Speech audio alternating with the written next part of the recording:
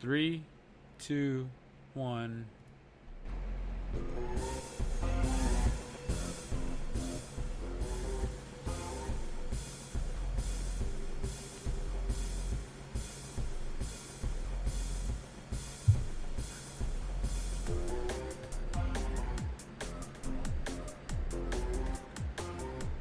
What's up, everybody? Welcome to another Friday evening edition of the Blown Save Podcast. Don't forget, guys, you guys can follow us all over the place right now. Twitter and Instagram. Twitter, we are at the Blown Save.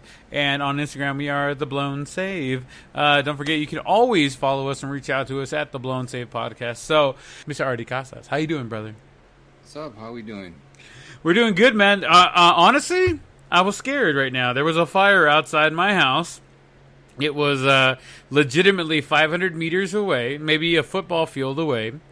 It was burning in an open field, and it was getting really close to some houses. All I was worried about is it jumping over the street and getting onto our side of the street. But it looks like the police department and the fire department got over there soon enough, and they're batting it down. So it looks like we can continue the Blown Save podcast for today and be okay. But how are you doing, man? I know it's hot over there right now. We were just talking about that off screen. Hot everywhere, right? Feels like it, yeah. It's 104 degrees out here in Moreno Valley. That's why I was in the pool for the last hour or so. How is it doing over there? Yeah, we got 102 over here with unhealthy air quality, probably because I'm closer to LA than you are. Yeah, our air quality was fine until the fire started. So. That's right. Air quality actually is worse in LA right now. It might be worse.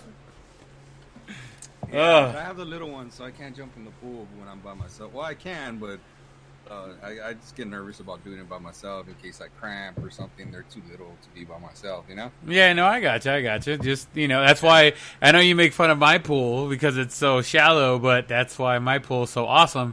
Because even if you cramp, all you got to do is stand up with your other leg and you're fine. I like it. When you getting that pool cover? Soon, though. I'm going to get it, hopefully, we just started the month, got to pay the bills. Next check, though, I will definitely be getting that and the kegerator here in the house. So we'll have. Oh, you still haven't got that? I haven't.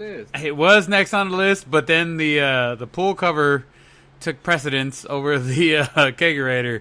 So really? I'll get that this coming up week, and then in about a week and a half, I'll have the kegerator here at the house, and we'll be flowing brewskis anytime anybody wants to come over. But anywho, I was mentioning to everybody they can find us on Twitter and on Instagram now because we are expanding a little bit here and there. On Twitter at the Blown Save, at blown_save, and on Instagram at the Blown Save. So don't forget, you guys, if you guys are listening back there, make sure you guys reach out to us, say hi, follow us, let us know we're doing amazing jobs. So you know what, Artie, let's just fucking jump into it, brother. We got so much to talk about.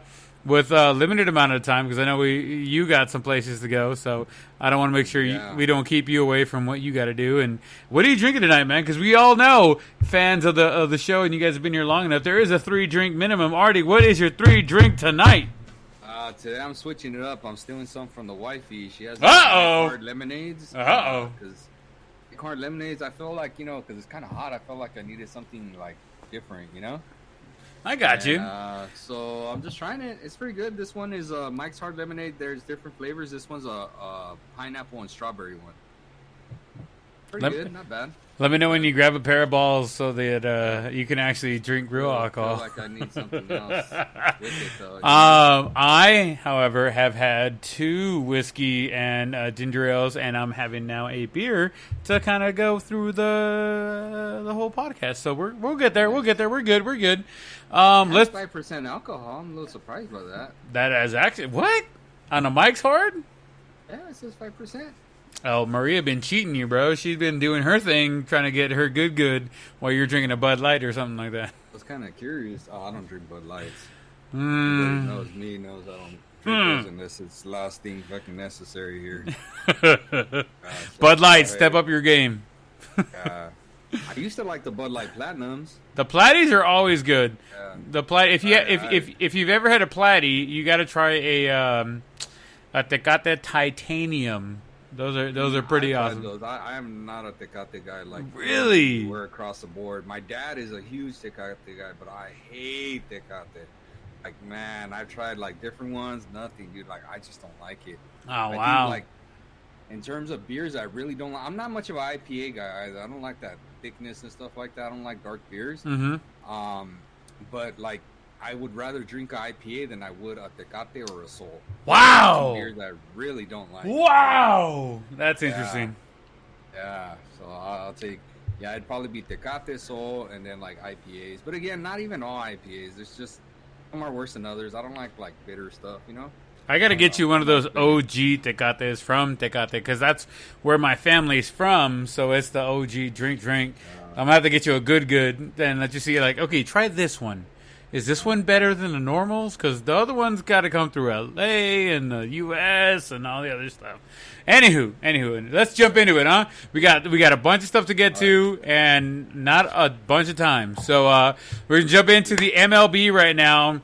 Patrick Mahomes, yes, I know we're talking about the MLB, we're not talking about the NFL, but Patrick Mahomes is now a part owner of the Kansas City Royals. Super Bowl winning Cheifs quarterback Patrick Mahomes is now a owner of the baseball franchise, or he's a partial owner of the baseball franchise. He's become part owner of the Royals and is the youngest owner in sports history, making moves, good way to invest the millions and millions of dollars he's been given. What do you think about that, dude? I think that's cool. Well, you know, he has a baseball background. He was like a pitcher that was highly recruited. His dad played for the Twins, is really what he was famous for, playing at the pro level. You know, they talked about his dad made like, what was it, like $5 million or something like that? I think at his, $5 million, I think, was his peak. Yeah, but still, like, he has that baseball background. I mean, I'm all for it with minorities getting involved and finding a way to make their marks and just, you know, break those glass ceilings. I mean, those glass ceilings come in different ways, you know? Yeah, I'm with you. So I just think it's cool. I think it's real cool. I like that it's local, you know, like he plays for the Chiefs and now it's Kansas City Royals. Like, you know, like he's staying local. He's staying true to the blue, right, as they say. Yeah, I got a chance to go see Kauffman Stadium, and I got to see the Kansas City Chiefs Stadium. They're right across the street from each other. Like, it's legitimately, they share the parking lot. It's awesome. How crazy that it is, and you know, above all else, I'm just so happy that somebody so young and somebody in the minority group has come up that quickly and is able to now be a part of the ownership of a franchise like this. It's great. It's amazing. It's a Cinderella story, if you want to call it that, but it's amazing how far it's gone and grown. So he strikes me as a good dude, you know. I don't think he's gonna go in there and cause problems right now. Yeah, I feel like he was brought up well, man. Like he seems to be pretty well spoken. You don't hear him like saying dumb shit, you know. Like, I don't know. I like the guy, man. I like the guy. I mean, we talked about it last week. He's on that. What's the name of the player? Who gets paid for the rest of his life? He's on that Bobby Bonilla contract where he's getting millions until like 2042. So he's definitely going to have enough money to go ahead and take care of his family. Yeah. So Betts, right? Betts' contract is staggered, something like that. Something like that, yeah. It's not as till he's like 50 or something. Not as crazy, but yeah, I think he is still getting some money till then. So he's getting money way past when he's playing. It's deferred? Deferred contract. He was quoted as saying, "I didn't know contracts did that." Ooh, Patrick Mahomes. He was like, I didn't know contracts did that. That's funny. So, hey, more power to him, and hopefully he does so much more, not only in his football career, but in his ownership career as well. So cheers to that, and claps to him. Moving on to some not so great. Another player's team with that has partial ownership, right? The Miami Marlins, Derek Jeter, yeah. The Miami Marlins have found 17 players and staff members that have popped positive for COVID-19. All of the Marlins games have been postponed until at least Sunday while they check the rest of the players and staff. This brings to mind the ability to have around 30 players in reserve to be able to step up into any role possible. Per Buster Olney of ESPN, he says MLB shouldn't worry about teams playing 55 or 59 or 60 games. They should just go by winning percentage, something that they did back in the 1981 strike. What do you think this is? Is this going to be the norm the rest of the season? I mean, there's some other things that we're going to talk about here soon, but they're talking about maybe just canceling the season because we had some more people pop positive for COVID-19. What do you think, Artie? Well, I saw that two Phillies people of that franchise tested positive, and that's where the Marlins contracted it, was in the Phillies clubhouse, is what they're saying. And today, I believe two coach and a player of the Phillies organization tested positive. And I also got a message earlier today too, and I sent it to you, that Manfred's little punk ass told Tony Clark, the president of the Players Association, that if they're not able to control the COVID and how it spreads throughout the sport, that they will be canceling the season come Monday.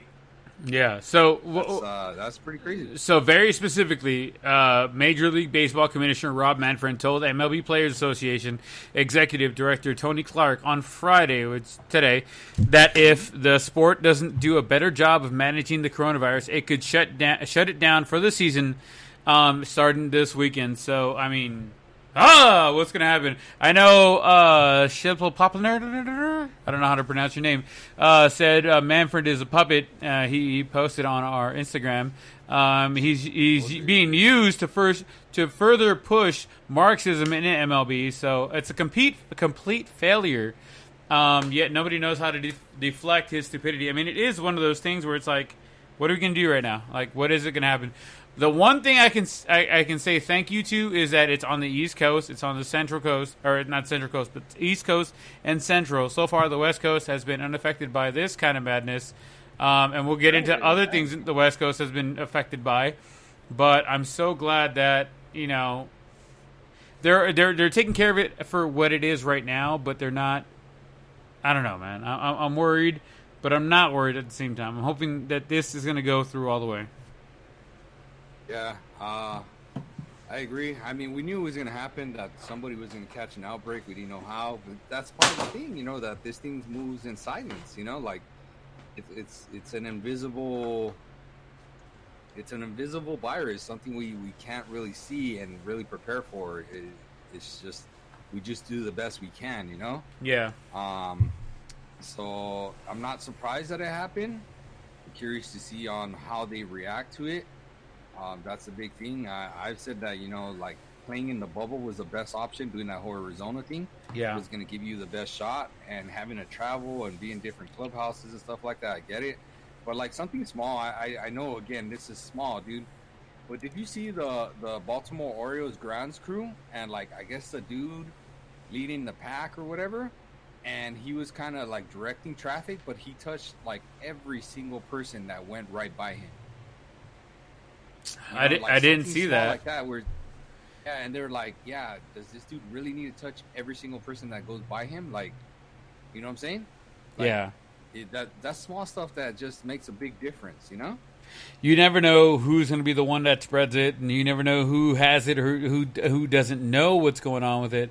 Right. Like, let's just be safe and not deal with people we don't have to. Don't touch people you don't have to. Like, just stay away from it. Right. Yeah, so I find that interesting.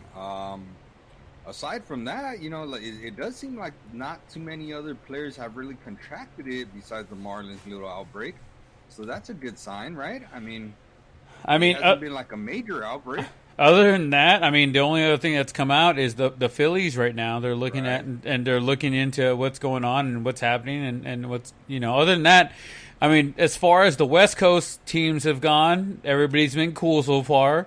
The Central teams, for the most part, we're good to go right now. It's the East Coast right now, and that's where we're not bothered by it, but that's where everything's coming down from. So we'll just have to see and wait we'll have to wait and see what happens here soon. Mm-hmm. Some quick hits in the MLB round. Mike Lorenzen, am I saying that right, Artie? Lorenzen, you said it right. Lorenzen takes the mound for the Reds the other day with some custom shoes, some Vans high top cleats. I don't know who about you, Artie, but I need a pair of these goddamn cleats. Like, there were so many players that were going out there going, no fucking way, I need some of those. Pitcher in question, I don't say about that, but a pitcher that was saying that was one of my old pitchers. Freaking Jared Weaver was like, bro, you can't take the boy out of Cali, but you can take the boy out of Cali, but you can't take Cali out of the boy. Like, he would love to have had those cleats out there on the bump. Did you get to see them? I did get to see them. I mean, I thought they were cool, but I'm not like overly impressed because I think last year was the first time I saw something like that, and is when they had those I believe what's the dude's name? He's from the Yankees. Frazier? I think his name's Frazier. Mm-hmm. The youngster, but they demoted him this year. They just don't have room for him in the outfield right now. But I believe it was Frazier came out with that Air Force Ones Nikes cleats. That's the first time I really saw like actual tennis shoes being used as cleats. Does that make sense? Yeah. I've seen some other ones, like I've seen Kenley Jansen wear the Jordan 12s. As cleats before, too? Here's my thing, though. Okay, you always see Nikes or Jordans because they were a subsidiary or it is what it is with Nike or whatever. But Vans has never broken into that kind of thing. You either see Adidas, Reeboks, or Nikes, and that's it. Yeah, but not actual tennis shoes. I hadn't really seen them prior to last year. Like it's basically the same thing, But I get what you're saying in terms of. He took it another step. He went, okay, we're not just doing the shoe game because those are basketball shoes, right? Yeah. Now he's taking it into the skaters, right? Because those are essentially skating shoes. Yeah. Or at least known for skating shoes. That's really different. I think that's cool. I wouldn't want them. I've never really been a skater shoe type of person. I would love to just because I have like 3 or 4 pairs of Vans right now. I would love to have that pair just to have and be like, I got one of those. The cleats, man. Like I'm probably never, ever gonna use them, but it would be dope. I'd pay let's just call them $120 to have a pair of those, just because you don't ever see those. You don't see nobody has them. You know what I mean? If they came out with a limited run or them, I'd try and get a pair, but. Even like I said, Jared Weaver, homegrown from was it the Long Beach Dirtbags or whatever over here. He was like, bro, I've been trying to do that my whole life, bro, and nobody would give me that. I'm so glad to see him go out there and do them. Vans, hook it up is basically what he's saying. Lorenzen, I told you on the tweet that he's a tight end. He is tusks up, baby. State Fullerton tight end. He's actually honestly, he's probably the best hitting pitcher in Major League Baseball. I believe he led the league in home runs by pitchers last year, and even that, he's a relief pitcher. He's not a starting pitcher, and that dude led the league in home runs for pitchers. Being a relief pitcher, that's most impressive right there. Yeah. So I thought he had a shot at winning the Silver Slugger, but because he's not a starter and blah, blah, blah, blah, I think he was robbed. If I've ever seen a relief or slugger, he was a dude, Yeah. Moving on from Michael Lorenzen, Justin Verlander is to be shut down for at least a couple weeks because of a forearm strain. Some media outlets were reporting that he was lost for the season. Verlander came out quickly after that and said, no, I'm going to clarify this. I will be back this season. What do you think? Do you think that's just Verlander saying, hey, man, I'm gonna come back. Don't worry about it. Or do you think that he's actually going to be gone for the season? Hey, before I forget, I like that what you're saying. So Lorenzen had his big hitting year the year before. He had 4 home runs and 10 RBIs. He had 290, the 333 on base percentage. 290 by a relief pitcher? Relief pitcher. Last Jesus. Year, 208 with the home run and 6 RBIs. Dude, he's had a home run every season he's played except for his very first year. Wow. His only year. So he has a total of 7 home runs right now. 7 home runs. Dude, in 1 year, he hit a home run, and he only had 5 at-bats, and he still hit a home run that year. That's pretty 1 out of 5 ain't bad. He was 1-4-5. You're right. He was 1-4-5 that year, and he hit a 3-run shot. Well, I don't know. I'm assuming it's a 3-run shot because it says 3 RBIs, 3-run shot. But I knew he could handle the stick with that. In terms of Verlander, what was the question?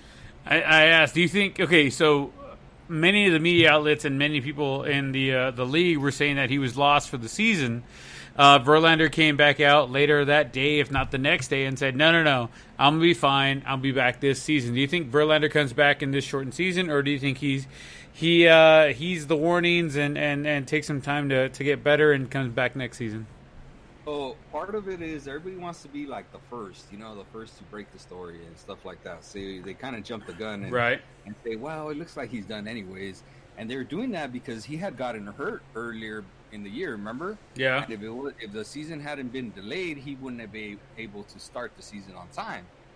So they're just jump the gun. They say, well, he's done for the year. It looked bad, even though honestly, Verlander's probably not even somebody that could really give you a timetable when he's coming back because that's usually the doctor's assessments. You know what I'm saying? Yeah. Of course, most of us know our body and know, hey, I didn't hear a snap. I heard, it just feels like a pool in there or something like that. It's one of those, like if they're in contention, of course he comes back. If they're not in contention, I don't think he comes back. He is a little older, but he's chasing history and he's trying to cement himself as a Hall of Famer, even though I think he's a Hall of Famer right now if he stops playing. But I believe he's chasing 300, right? Wins? He is. I'm not sure where he's at, but I believe he's chasing 300, so he's probably just cements himself in the baseball lore, right? So, again, I think if he's in contention, he comes back. If he's not, he even got the win, though. That's pretty cool. He got the win for the one game he did pitch. Yeah. So, yeah, I think he comes back. He's got a really outside shot at 300 wins, dude. He would need to come back this year and then play a couple more years. He's at 226 wins. That's 75. And even if he averages 15 wins a season, for the next 6 years, man, like he's barely gonna be there, and that'd be pitching 22 years total. Yeah, man. I don't think he gets to 300 wins. But now it seems like the new norm is like 250 wins, and I think he gets to 250 for sure. I think he gets 250 for sure. It's going to take an act of God to make sure he gets there to 300, but we'll see what happens there. Yeah. I agree.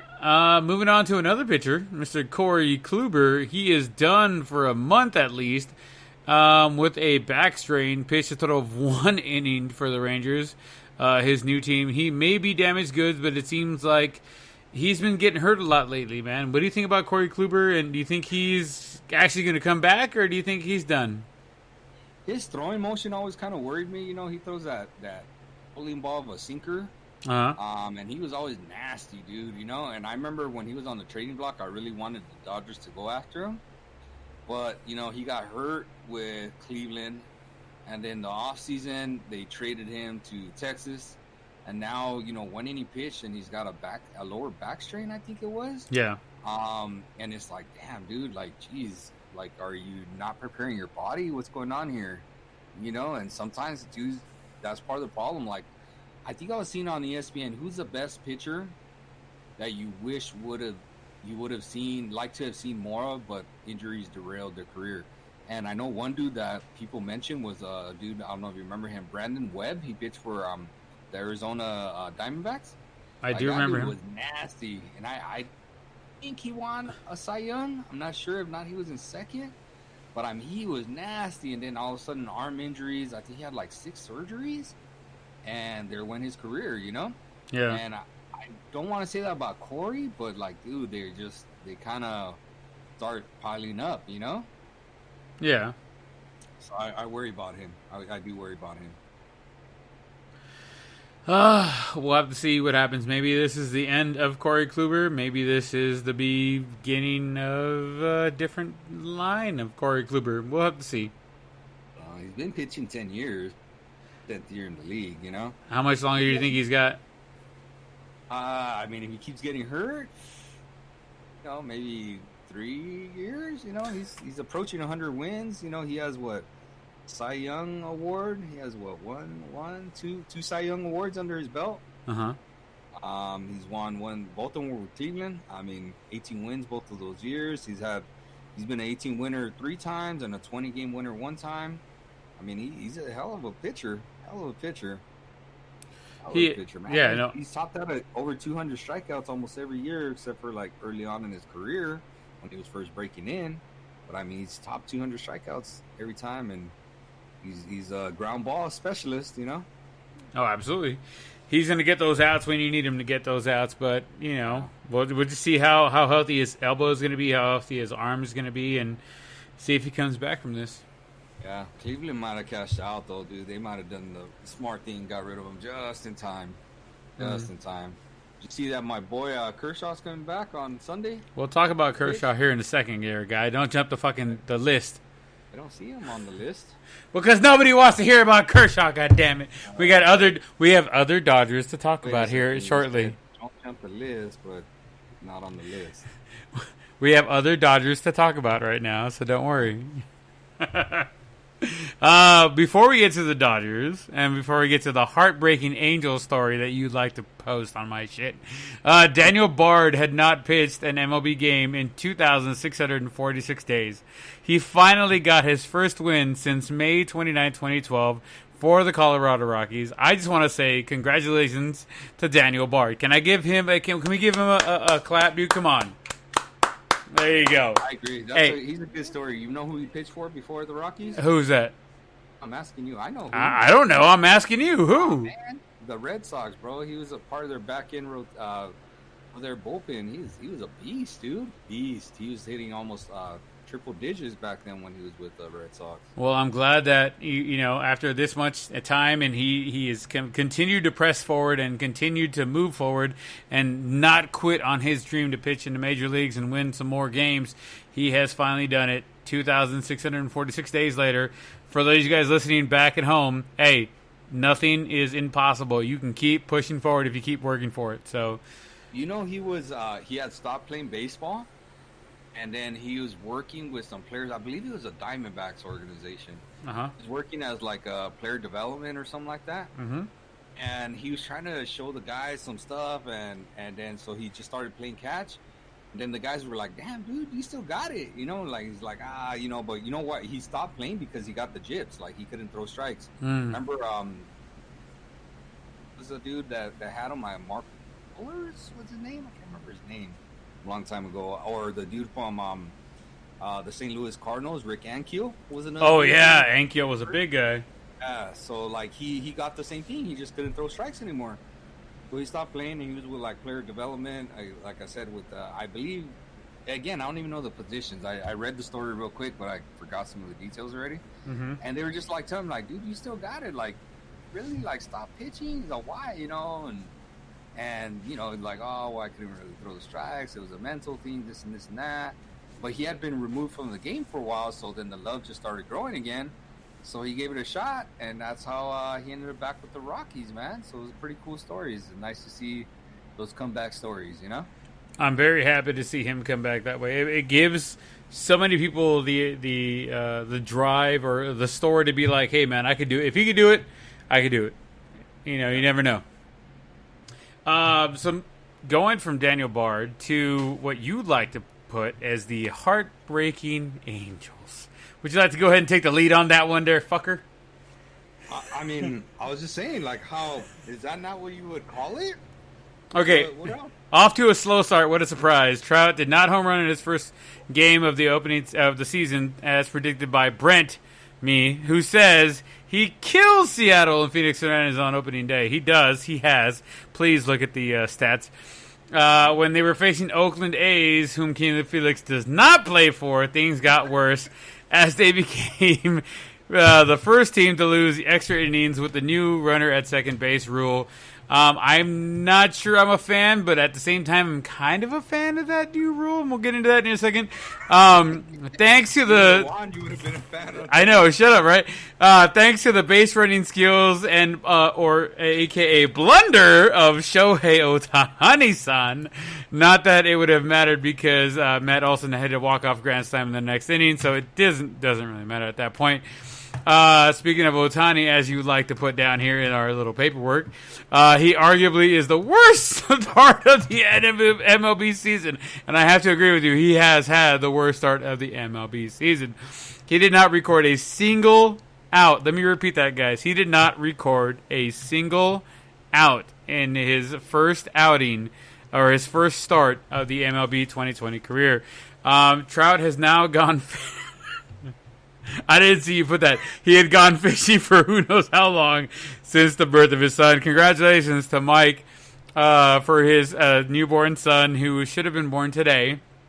But congratulations to you, sir, and hopefully you're back sooner than later. But please, please, please take your time, spend your time with your newborn baby and mama, and get back to us whenever you can get back to us. But given how bad the Angels have started this season, as you have put it, does he bother coming back? Where do the Angels go from here? The bullpen is pretty bad. Starting pitching has all the potential, but they can live up to the hype. Okay, so first things first, I got to tell you right now. Our starting pitching needs more starting pitching, but that's not even we're not even cracking the crust of it right now.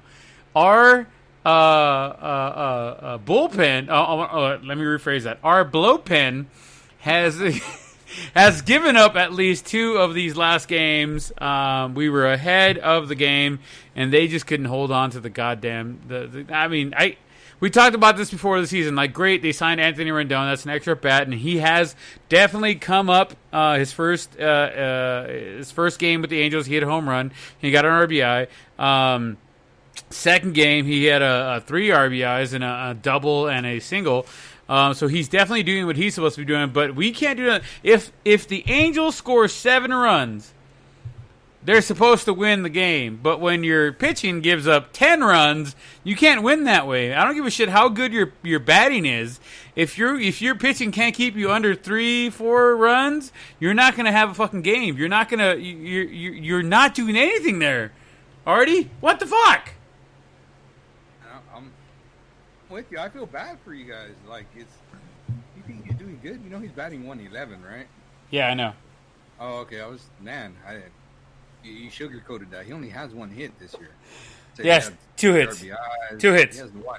He has what? As of last night, he has he has a home run, and who are we talking about? Rendon. Rendon. Okay. 1 for 9. He does. No, he's 2 for 9. Oh, I'm looking at it right here. It says 1 for 9. Bro. 4 runs scored, 2 RBIs. 5 walks. Something's going on here because I saw him hit a home run, and then I saw him hit a double to get 2 runs in. So somebody's got something going on there. He's Screwy Louie. I'm telling you right now. Yeah.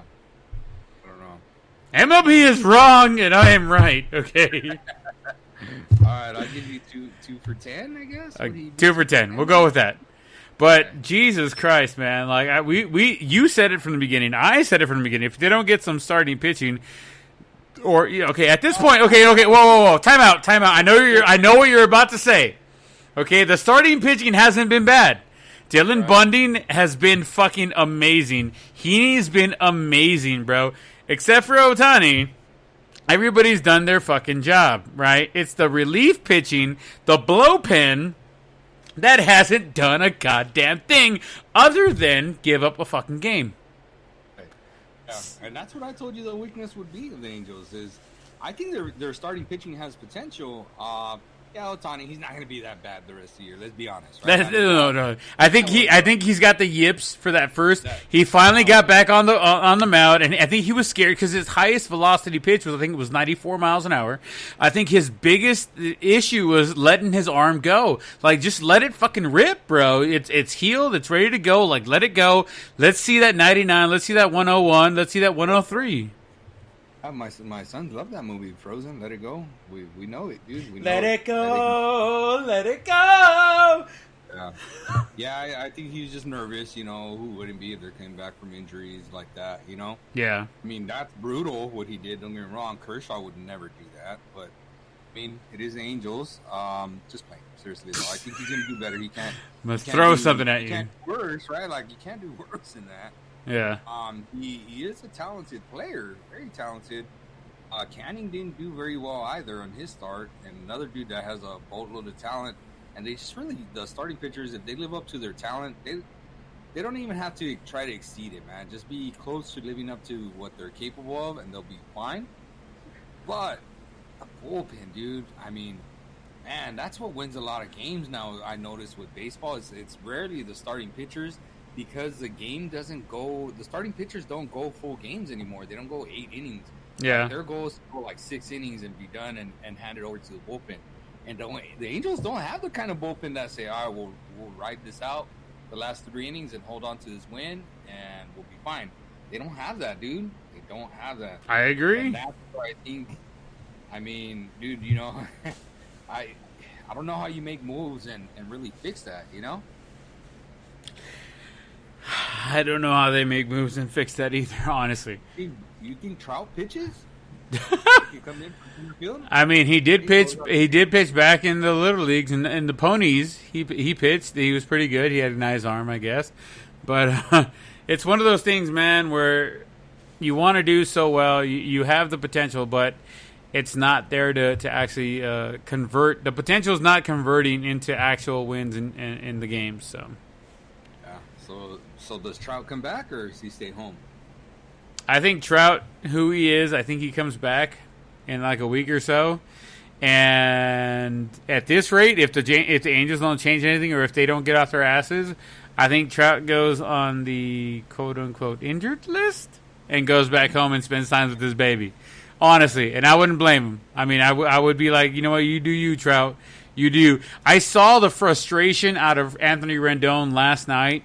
There was a grounder to him, and instead of throwing it straight to the second baseman, he bounced it to him. He threw it at the ground as hard as he could, and he bounced it to the second baseman. He still got the out at second base, but like I think he was so frustrated with the pitching that it was like, son of a bitch, like, bro, we just put 7 runs up, dude, like, and you're still like, we can't hold them and keep them at within a 1 run or so. You gotta go ahead and let him get like 2 or 3 more runs and get to 10 runs. Like, are you fucking serious right now? I think he's frustrated, to say the least. I think as all Angel fans right now are frustrated. I don't think he regrets getting that money because he's getting paid. But I do think at some point the Angels need to stop looking at position players. I think we have the position players in where they need to be, I should say. We have the position players where they need to be. They need to go buy some goddamn arms, because this is just ridiculous. Unpopular opinion here that you're not going to like. They need to trade Adele for pitching. How is that an unpopular opinion? Adele is one of the top-rated fucking prospects. Trade his ass, please. Please trade him. I would think you would want to keep him. You know? No, it's fine. I got Goodwin. He's fine. He's decent in the outfield. I'll keep him. Trade Adele. Go get me 2 good pitchers. Yeah, I think you could get yourself a good starting pitcher and a reliever. I think you can get. Go for Here's my thing. Go have one. Hey, you can have. Okay, I'm gonna walk away. You go ahead. Have it. I don't think they need to go after starting pitching. I think they need to go after like 2 bullpen arms where, like, hey, give me a righty and a lefty for this dude, but it's got to be a quality guy, you know? Maybe a long reliever and a shutdown reliever, like a shutdown hold kind of guy, maybe even a closer. I don't know what closers are there, but closers, I think they're always on the market, so you could always go after that. I think it's those middle relievers that you really need to trade for. Does that make sense? So I think that's what they did. But it's hard to give up a prospect for, like, middle relievers, you know? Everybody wants to give a prospect for starting pitching, but not for middle relievers. I don't know. So go for it. Oh, can I come back now? Oh, yeah. Oh, okay. Here we go. All right, so give up Joe Adele, get a starting pitcher, maybe somebody 3-4, number 3-4 in the rotation with a relieving pitcher, like a good relief pitcher, and maybe a prospect relief pitcher later on down the line. I'll take that. Okay. Fucking let him go. Fuck, dude. Like, shit. You're going to waste the remaining years of Anthony Rendon and Mike Trout. Don't do that. Oh, by the way, Simba got hurt the other day running down first baseline. He stretched for that fucking base hit and twisted his ankle. He's going to be out for at least a week, I think. Damn. Dropping in the outfield.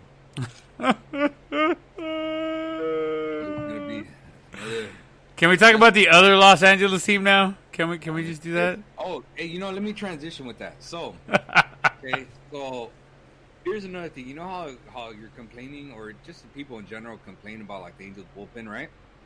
Well, everybody complains about the Dodgers bullpen, like my buddy George, right? Right. He's like, oh, I hate Jansen. He blows every game, blah, blah, blah, blah. And I was like, dude, we don't have, like, much better options. Yeah, but there are other better guys. I said, okay, name one better available pitcher that we could get to replace Jansen. Now, I don't disagree and say, hey, there's better closers than Jansen. Like, I don't. I think Jansen is past his prime. I still think he's good, but I don't think he's in his prime anymore. And here's my argument is, what closer can we get that is better than Jansen? That's the key argument. Oh, well, okay, well, is not going to solve the problem. I get that Jansen isn't, like, as great as shut down as he was before. But you can't get anybody that's better than him. Who are you going to replace him with? You know what I'm saying? Like, be realistic. Like, if the Angels offered up Kenley Jansen, he'd be instantly. I'm sorry, the Dodgers offered up Kenley Jansen to the Angels, he'd be instantly their number one reliever, right? Like, hands down. Everybody would be excited, and that's the way a lot of people would be for Jansen. But because he's in the limelight with the Dodgers, and he blows some saves and stuff like that. But dude, he still does well. And he's like, but he blew it in the World Series. That's yeah. I said, you probably don't even know this, because you're just a typical fan that doesn't look at the numbers. You realize the only time in the World Series that he gave up leads was when he pitched in the second inning of back-to-back appearances. So that means he came in the game before, threw an inning. He came this game, threw one inning, and then they asked him to go a second inning, which he was good. Like, he wanted to do it for the team, and then that's when he got tagged. Like, I don't agree with, if you're going to throw the dude 2 innings the next day, you shouldn't throw him the day before. Does that make sense? Yeah. Like, I have nothing wrong with throwing him 2 innings, but you're throwing a dude that's not used to throwing like that, back-to-back days, and then on the second day, you're putting him to throw 2 innings. So, and look at the stats. Other than that, I think he gave up a solo home run on a non-save situation. And that was it. Then the other 2 save situations, he converted them, and they were on regular rest and on one inning appearance without appearing the day before. I'm saying, like, typical normal closer stuff. Yeah. Does that make sense? No, it does. I don't know, man. I get upset with that, because I'm like, look, at least know your numbers. At least know what you're talking about before you're just like, oh, he sucks, get rid of him. Like, okay, get rid of him for who there, smart guy. Like, tell me who we're going to get. You know what I'm saying? And I'm not just saying, like, George. I'm saying in general. Like, people do. Like, yeah, I'm all for it, but who are we going to get? Oh, Kirby Yates is better. Kirby Yates ain't available. Oh, Josh Hader's better. Josh Hader ain't available. Like, you know what I'm saying? Like, give me a closer that's available that's better than Jansen. Yeah. I'm with you there. Show me what I can get for him, but legitimately, what can I get? Not, oh, this person's better and that person's better. Okay, but can I get him? No? Okay, then shut up. Remember they used to say that about Percival, and I used to think the same kind of thing. It's like, dude, who are you going to get that's better than him, that's actually available, you know? Yeah.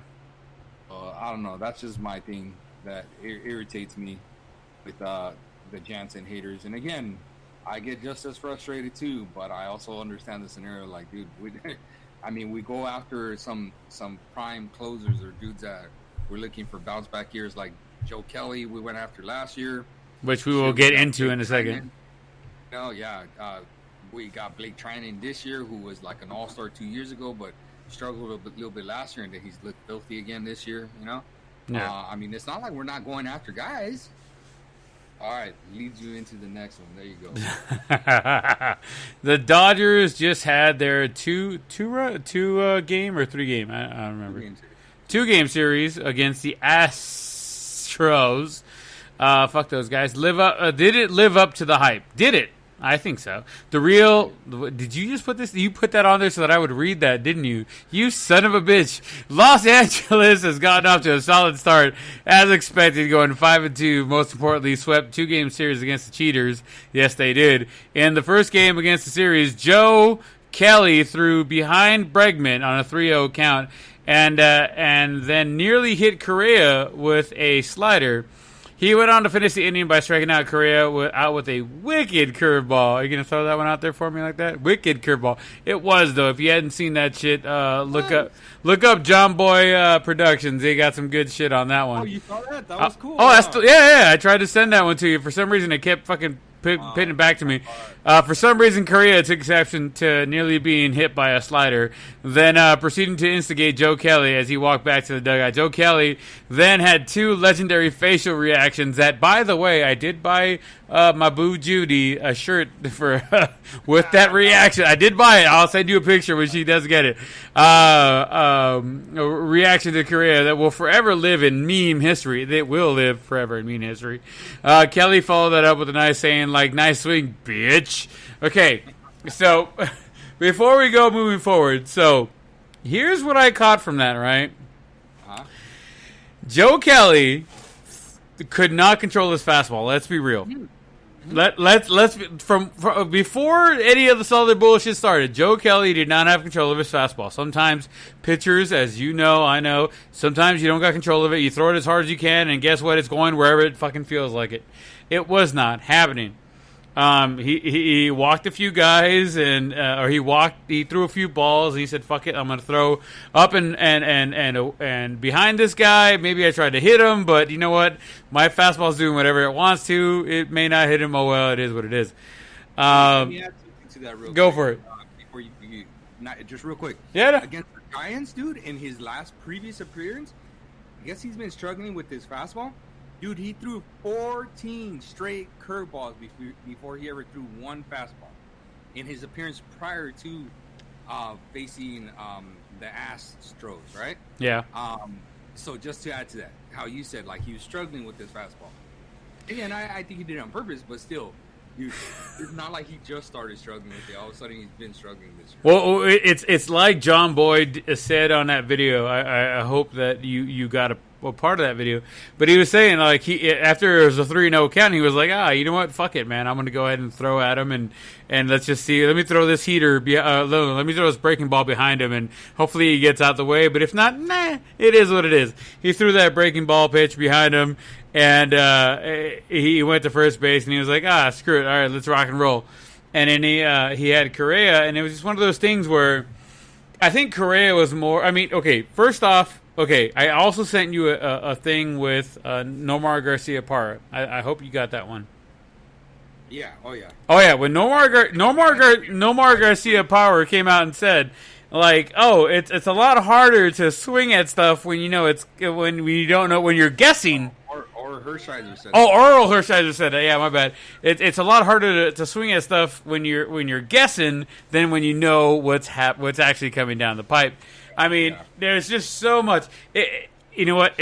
Like I said before, and if you guys follow the Instagram, the only good thing that comes out of the COVID-19 is that we get to see the Dodgers play the Astros because it has to happen instead of waiting for, hopefully, it happening in the World Series or something like that. I mean, it was a great 2-game series. I can't wait for the next couple that come through.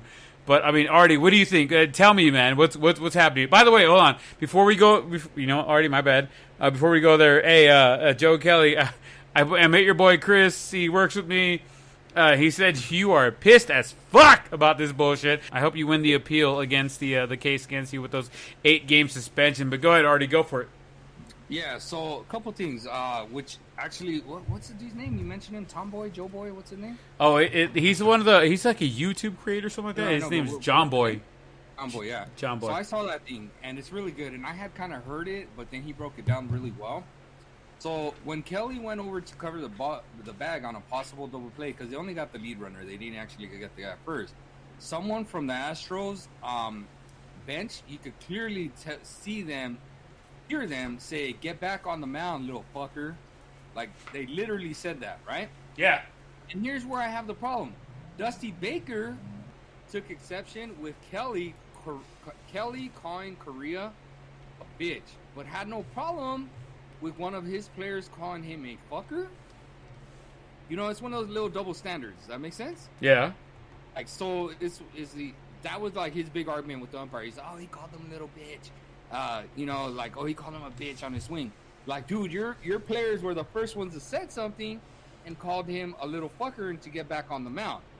Okay, then the ass cans went to the Dodgers bench, starting with Correa. Kelly was going to the bench and didn't say anything until Correa began chirping. Then Kelly turned around and told him, nice swing, bitch. Like, that's what he told him. He's like, what? And then he said, what? Something like blah, blah, blah. That they didn't start breaking down. Right. Correa was walking towards him. Why is Correa instigating it? Like, he almost got hit with a slider. Dude, a slider. Not a fastball, a slider. It happens. And almost is only good in what? Horseshoes and hand grenades, right? Yeah, exactly. So it didn't happen. What are you bitching about? Like, it didn't actually happen. So you're mad because he almost hit you with a slider. So then you start following him towards his dugout when he didn't come at you, he didn't tell you anything, and he just struck you out. And you have a problem with that. I don't understand. Like, I really don't understand with baseball and how they're policing this whole thing. Like, that's some stuff that hasn't really been brought up. Like, the Astros instigated all this in terms of they're the ones that told Joe Kelly something first, and they're the ones that came over to the Dodgers dugout. The Dodgers never even crossed home plate, dude. Right. Never got to home plate. It just came out once all the Astros came out. And they came out because Correa came on to, like, you know, they have the grassy area. Yeah. Like, behind home. He came into the grassy area. The Dodgers. Again, I'm all for it. Like, I get it. I don't understand Correa other than he thinks he's really badass and he struck out on a curve and he looked really bad. And unless he was, like, defending Bregman, I could understand. Like, if Bregman told him that, like, you know, looked at him or just chirped at him, yeah, dude, I get it. I'm all for it. Like, it's harder to defend Kelly on that. You know what I'm saying? Yeah. Correa, like, come on, dude. Correa, get out of here, dude. Get out of here. And that suspension's a joke, dude. Suspension is an absolute joke. I'll let you get into that. We'll break down the suspension. Oh, we're about to break down the suspension. Because 8 games? Are you fucking kidding me? And, okay, for those of you guys who have been playing along for this entire time, you guys know that I'm not a very big Dodger fan. Like, let's just fucking put it out there on the table right now. But 8 fucking game suspension against Joe Kelly, who, 1, did not get thrown out of the game, 2, did not get even warned by any of the umpires, 3, did not even instigate the situation. He kept walking away from the whole situation.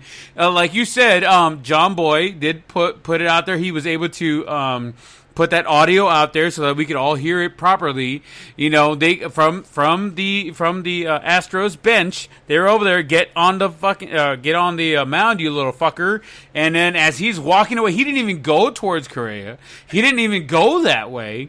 He was walking to the bench. Correa's over there talking over there, going and saying like, oh, throw a fastball down the fucking throw a fastball over the plate, bitch. If I would have hit a home run, I would have been running around the bases. And he was just like, meh, meh, meh. I'm paraphrasing, but that's what it looked like he said, to be honest with you. Like, are you going to throw a fastball when you can't hit my curve? Like, shut the fuck up. And like you said, or Hershey just said, it's a lot harder to swing at stuff when you're guessing when you know what it is you're swinging at. Like, how is the MLB going to go ahead and say, yes, we're going to go ahead and allow this 8-game suspension to somebody who didn't get tossed out, who didn't get warned, who didn't have any negative things happen to him during the game? All of a sudden, now we're going to go ahead and support and protect the cheating-ass Astros over this bullshit. I mean, I at this point, Artie, I mean, I don't know what the fuck baseball is. Go fuck yourself, Commissioner. Like, are you serious? You're going to let this shit fucking fly? I mean, Yeah. And you know what? Like, I think Nomar put it best. You need to get Nomar, because Nomar said it eloquently. He gave you a player's perspective, because that dude, you know, he was respected in the game.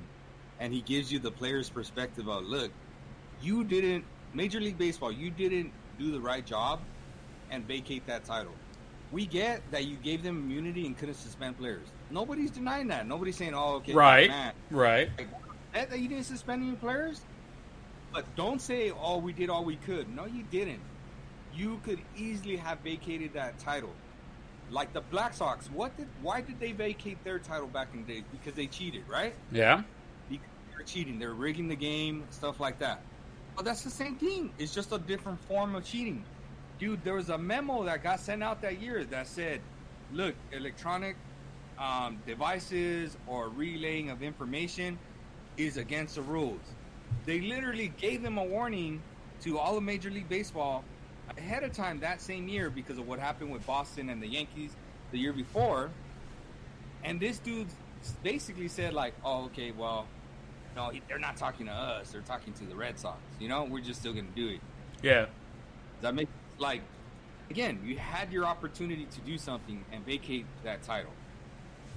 But no, you want to ignore it. So, of course, you know, nobody's going to ignore it. And while Kelly's not upset, he's upset about the 8-game suspension, right? Yeah. He's like, fine, who cares? We're good enough. Like, we'll win without me. No, I don't think 8 games for, like you said, without the umpires feeling at their discretion that he really did anything wrong. He didn't get warned. He didn't get thrown out of the game. Nothing. Yeah, and then to say, hey, you're suspended for 8 games. You're suspended for more than anybody on the Astros for anything they did. Because, dude, we know that the Astros cheated last year. Even before, like, the immunity came out. Did you not know the Astros cheated? Oh, they knew. Right? Okay, they knew. So just based on that, it could have been suspended. Say, you know what? We know you cheated. We just don't know how. We don't have all the details. So we're going to suspend one of you for 20 games. And we're going to suspend this dude and that dude and that dude for more games until one of you tells us what the hell happened. Yeah. And then that's the one we're going to save. Right? Like you could have done the bad cop, good cop type of thing. No. He said, no, let's not do anything. And you're not making an example of them, of the Astros. They gave them immunity. They gave them, they gave them immunity. Hey, you know, dime out some people and we'll give you immunity. You know what I mean? Who'd they dime out? Who the fuck got hurt really in that one? Nobody did. Correa did? Not Correa. Fucking the dude for who's the manager, Cora. Alex Cora. He's the only one that really actually got hurt. But, like, come on. Get the fuck out of here. Beltran was done anyways. Yeah, well, but he was coaching the Mets. He was the head coach for the Mets. He didn't even get to coach his first real game. Are they going to take his ring away?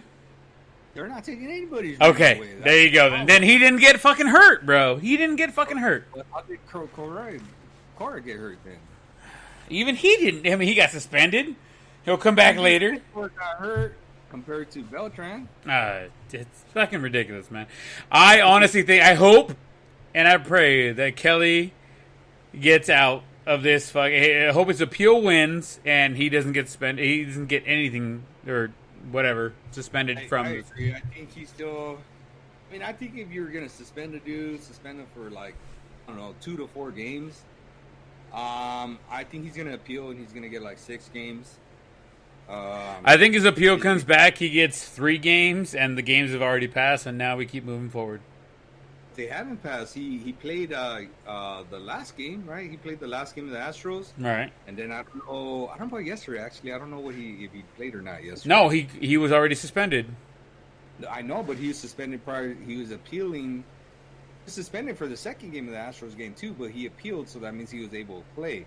You know, when the appeal takes place, because he could play until the appeal takes place or it comes back. Gotcha. Being suspended, but I don't know if he played yesterday. I really don't know. I don't know about yesterday. Gonna have to dig into that one. Other week 1 highlights, man. I usually do all the talking. I want to hear you say it. Let's go with the week 1 highlights. You got this, baby. So some of the week 1 highlights. I love watching baseball. I watch it, across the board. Baseball? No. Yeah. Well, the other Bieber, his name's Shane. Pitches for the Cleveland Indians. He was, I believe, a last-second starter for the All-Star game last year and ended up winning that game. Dude, he just tied the record for most strikeouts in a 2-game start. to start the year. He did? 27, dude. He had 13 strikeouts, and then he had 14 strikeouts. What an animal, dude. And he didn't even go 9 innings in both of those games. I believe he went 8 innings in both games. Do you know whose record he tied? And I will give you a hint. I don't know if he was an Angel when it happened, but he was an Angel. I don't know, man. Really? I don't. I thought that would have given it away. I would say the mouth breather. The mouth. Who's the best Angel to not be an Angel? I guess at the end of his career. I want to say Joe. What's his name, dude? He's the mouth breather. He pitched for the Red Sox. That's wrong. I don't even know who that is, but that's wrong. All right, who is it? You said Red Sox. He's a Texas guy. Maybe that'll help. Oh, Nolan Ryan. Nolan Ryan, yes sir. That's all you had to say. Yes, well, I was trying to lead you to it, But Nolan Ryan. He tied Nolan Ryan's record for with 27 strikeouts in the first 2 starts of the season. So that was really impressive. Do you know the record for how many strikeouts in 3 starts? I don't. That's a good question. That is a good one. Nolan Ryan's got to be up there, right? Oh, he's got to be up there. But I don't know that answer either. We might have to forfeit that answer to the next podcast. But we'll get there. But it'll be interesting to see if he actually breaks that record and goes into a whole another animal. Yeah. So, a couple other things that happened really good. Stanton, man, he looks healthy, slim, fit. I mean, he's looking good. Dude. He looks like a manimal, bro. He's a manimal right now. And his home runs, he's hitting them so far, he's got enough for 2. You know what I'm saying? He's hitting them so hard, somebody's going to file a police report on him for hitting something so hard, dude. Come on. Dude, he is smashing. He's looking good, man. Real good. We talked about Marlins catching the case of the COVID, and, yeah. Baseball going into a damage control frenzy. I found it interesting that they canceled the games and stuff like that because it happened in the Phillies clubhouse. The Phillies, I know they're supposed to play the Yankees, and I think the Yankees were supposed to go to Philly. And one of the things I found interesting was they decided not to go against the alternative, which was go send the Phillies to play the Yankees and make it a Phillies home game. Right. Meaning, you just go second, hit second type of thing. I don't know why they knocked that down, considering the Phillies were healthy at the time. But since then, I think it was today. 2 Phillies players, or 2 a coach and a player tested positive for COVID. So maybe it was a good call that they didn't go. Yeah. They're still trying to sort that out. Some other notables, that have been interesting is some fast starts by players. The dude from Seattle, man, he's off to a good start. What's his name? Lewis. I believe he leads the majors in hits.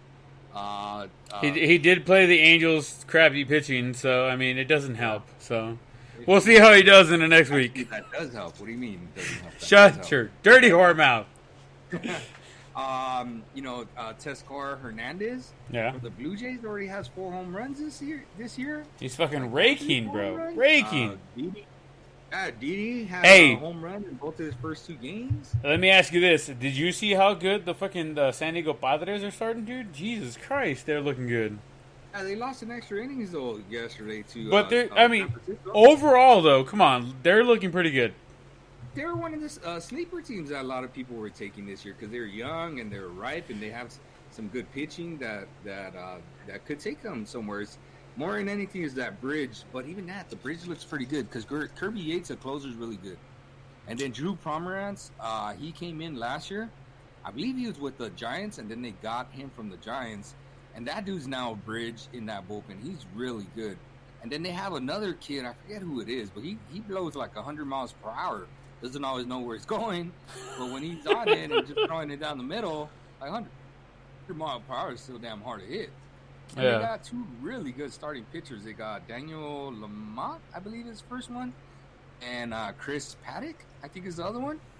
So, dude, when you got 2 dudes at the top of the rotation, they're pretty good, man. That's not a bad team. Then they got Manny Machado's non-hustling ass, but he still could play. He made a hell of a play, I believe, on opening day where he, backhanded a ball in the third base box And he just kind of flicked his wrist from underneath submarine style all the way to first base. Yeah. That was crazy. Of course, they got the superstar in Fernando Tatis Jr. Just looks awesome over there. And then they picked up Tommy Pham, who's an outfielder from Tampa Bay, who's just a hitting machine, gets a lot of hits, not high on base percentage, but gets a lot of hits. And then they just got young guys around them that are looking like if they develop a little bit and kind of take that next step forward, have a shot. I mean, I don't think they take the division. The Dodgers are just, they're in their prime right now. You know, a lot of those players are just in their prime, and they've been playing for a little bit. So I don't see how they beat the Dodgers in the division. But, I mean, dude, there's so many playoff spots that I can see San Diego getting into the playoffs from that division for sure. As well, they do say the first and second teams in that divisions are going to go make it to the playoffs. So I do see what you're saying. I really do think San Diego gets into the playoffs this year. Do they take the crown for the Dodgers for the first time in, like, the Dodgers won 7 straight division titles? Do you want to slap me in the face right now, or do you want me to slap you in the face right now? Because don't say that shit, dude. The Dodgers have an amazing team, not only hitting but also pitching. I think that's what's going to take them to the World Series. Who they play in the World Series, I'm not going to speculate right now because trade deadlines and all that other stuff comes up, and maybe we're in the mix. But who knows? It is what it is. We've been hurting in our start. Luckily, we're deep, but we have been hurting. Wood went down, Kershaw went down, and Price is not pitching this year. Yeah, you're right, man. I mean, who? But luckily, again, we had Dustin May. You know, a guy oh my! Didn't know about. Well, we talked about that last week. Mr. Carrot Top came in, and he's been doing work, man. Let's be real. He's been doing fucking work. The more he pitches at that level, the more he'll get accustomed to it, and he'll be fine. He'll adjust. Oh, absolutely. It's just an adjustment period, you know. And then, you know, they got Ross Stripling, who should have been an Angel at one point, right? And he's come in, he's got an IB. Don't fucking remind me. He's like, he reminds me of like a poor man's version of Greg Maddux, man. Like he's damn good. I like that. 92 miles per hour. I'm with that. He developed a changeup that he's really happy with. I watched him pitch. He pitched last night or night before? I watched him. Night before. I watched him pitch the night before, and the whole time all I can think of was, man, he could be an Angel right now. He's got 3 high-quality pitches. He spots his fastball. Great curve. Dude, he was already an all-star. I mean, he was an all-star, 3 years ago? I mean, he would have been a good number 3, number 2, number 3 fucking pitcher. Yeah, you're right. They did 2/3. You're right. Yeah, right there. 2, number 3. He would have been great on the Angels. I mean, it would have been nice. Pass off for Renhefo to you guys. A solid infielder, but still, we would have got some solid fucking pitching right there with Stripling. Yeah, I totally agree. And so, I mean, luckily we've had those dudes step up and fill in those positions, you know? Yeah. So it's worked out. And, I mean, Kershaw's coming back on Sunday, so we'll see how that dude is. And we talked about it. I talked about it to other people. I'm not sure if I mentioned it to you, but Kershaw had one of his worst seasons last year, bro, right? Yeah. And his worst season would be a career year for any Angel pitcher right now. Dude, he went 16 and I believe it was 3. I could be wrong on his losses. I forgot how many it was. He went 16-3 with the 3.08 ERA. Bro, 3.08 ERA. Like, that was a bad year for him. And it was a 3.08 ERA. Didn't you want to call somebody out on that one? Yeah, my boy Eddie Guzman, who says he had the Angels that he wouldn't even be the Angels like number 3 pitcher. No, he wouldn't be the number 3 pitcher. He'd be the number 1 pitcher. Jesus Christ! I was trying to tell him, I'm like, dude, even on a bad year, Kershaw was still better than any Angels pitcher. I was like, do I think Shohei has a chance of matching other years? I mean, okay, let's be real. Okay, this last Sunday when Shohei pitched, I think he had the yips. I think he was trying to overthink himself. He's not letting the arm loose. Like, let it go. Like, honestly, though, but I don't think that's going to be Shohei the entire year. Let's be real. But honestly, like, seriously, Kershaw right now on the Angels rotation would be number 1, number 2, period. Right. I agree. And I don't think Shohei will ever have a year like Kershaw's best year. But if Shohei has a year like Kershaw's last year, which is Kershaw's worst year he's had in his career, besides his rookie year, when he kind of came in and got the feel for stuff, that would be a career year for Shohei. Is Shohei better than that? Is he capable more than 16 wins and a 3.08 ERA? Sure, he's capable of it. But I think he'll get it. It's like, well, you first got those numbers before you ever get anything better than that. You know what I'm saying? Yeah, I'm with you. I want to see from like an Angels pitcher or any pitcher in general, to be honest, like even like a Ross or I'm trying to blank on the lefty's name right now, the Mexican from the Dodgers, Julio Urias, right? Yeah. Like the plateau is 15 wins and a 3.5 ERA. If you hit those plateaus and get over them and under them, over meaning wins and under meaning ERA, that's a good year. You know what I'm saying? Because those are plateaus. Those are plateaus that pitchers need to hit. Of course, we're in a 60-game season this year, and 15 wins isn't possible. You know what I'm saying? Yeah. And 10 gets you a Cy Young. This year, I think. You think 10 wins get you a Cy Young? You think maybe 8 wins get you a Cy Young? No, I think 10 will wrap up with Cy Young for sure. I think 10 will wrap up. What do you think? What do you think's competitive right now on a Cy Young? What do you mean? Well, you said 10 for sure gets you one. What do you think makes you competitive? 8? Oh yeah, 8. Yeah, you're right. 8 makes you competitive. Because I think Bieber is 2-0. I got to check his. I don't know if he got the win on that one. He did on one of them. Both of them? Yeah, he got both of them. Like you're right, your boy Dylan, he is 2-0. You're right. So look, he's already 2 for 2. So he's only got 8 more to go for the rest of the year. And he's already at 27 strikeouts, which is just insane. I think he runs away with that one, honestly. Yeah. Unless he has a crazy breakdown, I think he runs away with it. Yeah. Geez. And his team's looking good, too, man. Like, his team is just looking real good. And he's got some dudes in the prime of their career. Lindor, Ramirez, that outfielder that came up last year. I'm drawing a blank of his name right now, the center fielder. I don't remember his name, right-handed hitter. But, they have him who was solidly last year, really came into his own. They got Santana back playing first base. They got a solid team, They got a really solid team. And I could see them taking that division. And I could see Lindor being an MVP of the AL. He's like that dynamic, Yeah. Especially now if he has a Ramirez that's either in front of him or behind him, protecting him or providing those runs for him to drive him in. Like, dude, Lindor could win the MVP. He's got that kind of talent. He's a stud, absolute stud. So I don't know, but yeah, I think 10 wins and 8 makes you competitive. I saw your dude Dylan Bundy's numbers. He's 1-1 with like I think that's at a 2.5 ERA. Yeah, he's solid. That's solid. And honestly, from an Angels pitching perspective, I think it's surprising, but it's a good surprising for the Angels. It's just okay, cool. We have a solid, let's call it, because like we said, Ohtani's not going to be fucking terrible for the entire season. So we got 1, 2, 3.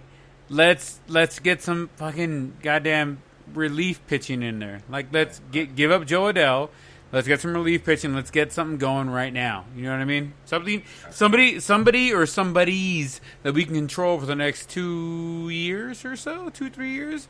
I think we got a shot. I agree. Yeah, and Bundy's always, dude, he was a number 1 top of the rotation guy when he first came up with Baltimore. He's just, he's never really lived up to the hype, He had 1 year where he was 13-9, but his ERA, the lowest ERA he's ever had or finished with was a 4.02. Dude, you need to get into those threes. If we're hitting fucking, let's call it 5 runs a game. If our pitching is giving up only 4, I'll take it all day because that means we're winning. Yeah, but that's not going to happen all the time. Dude. Oh, I know. You need guys with a 3. Even if it's a high 3, you need guys with a 3. You don't want to see 4s in front of ERAs. And I like rooting for dudes that haven't really lived up to what they should have been, because I want to see them succeed and do well.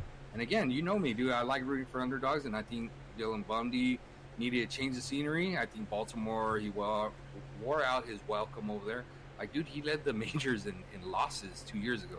Yeah. And he was up there, it looks like last year, because he had 14 losses again, too. 2 years ago, he led the majors in losses. He has the stuff. He just probably needs a confidence or somewhere different, change the scenery. Maybe this is it for the Angels. Maybe he hits that plateau. The plateau, I think, in this year is probably going to be like 8 wins. And same thing, 3.5 ERA is always going to be a plateau. You know what I'm saying? That you got to be under. I think this is the year he could get under those plateaus where he could get to the 8 wins. He's already at 1. Honestly, I think 8 wins gets you in the mix. 10 wins gets you the Cy Young, but 8 wins definitely gets you in the mix. Yeah, 8 wins. Now you're gonna need a lower ERA than 3s if you want to be in there. Don't be wrong, but I think he's capable of getting his 8 wins because the Angels have enough firepower to get him those wins if he could hold the opposition down a little bit. Yeah. But he needs to hold his ERA down, because even as well as he's done, he's still at 2.84, which is a good ERA. Don't get me wrong, it's good, but it's still 2.84. Yeah. He has 15 strikeouts in 12 innings. That's solid. You always want a 1-to-1 ratio. I mean, anything above 1-to-1 is better. He's at like 1.25, I guess, or something like that. Something like that. Yeah. So still gives you a chance, man. Gives you a chance when you're. Well, I mean, he's supposed to be the Angels' number 3 or 4, right? Number 3. Basically. Yeah, give or take what you think of what is it, Channing or Canning? I forget. Griffith Canning. Yeah, so I mean, depending on what you think of between Bundy and Canning. I mean, look, honestly, our starting pitching has been solid. It's the relief pitching that has been giving up the runs, and that's what's killing us right now. I wouldn't call the starting pitching solid. Canning does have a 5.7 ERA, and Ohtani has an infinite ERA. And Artie has a go fuck yourself, but it is what it is. All right, man. Shifting gears into the NBA. The NBA finally started out of the bubble, is what they call it. The chase for the title has resumed. They kicked off games last night, highlighting the Lakers and the Clippers. And who else played last night? Ooh, man, I'm not sure. It was who gives a fuck and nobody cares. I know who it was. It was the Pelicans and Utah Jazz. It was the Jazz and the Pelicans. But we know, because you know what? At the end of the day, I think Artie will agree with me on this one. Plenty of sports podcasts and sports people will always talk about the East Coast and we'll always talk about everybody else. But nobody gives a shit about the West Coast. And you know what? We're talking about the West Coast. And what we're talking about right now is the Lakers versus the Clippers. Oh, my fucking God. That was a hell of a game. Did you get to watch the game? That was a great game. I got to see the fourth quarter. That was a hell of a game. Oh, my God. I saw the first quarter, and the Lakers were up by like 12 points. And I was just like, it's going to be one of those games. Second half, I kept getting alerts to my phone going, wait a minute.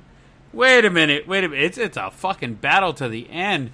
The Lakers won by 3 points, or 2 points by the very end. They won 103-101. That is a great fucking game, bro. I mean, tell me what you thought about that since you watched the fourth quarter. Tell me what you thought about the game. So I thought it was an impressive game. It was everything I thought it would be, between the Lakers and Clippers. I think they're the two best teams in the Western Division. The Lakers, I thought, did what they were going to do, which is they're healthy and they were going to be able to control the paint. But the Clippers find a way to get their jumpers and create space, which is, again, what they did and did well.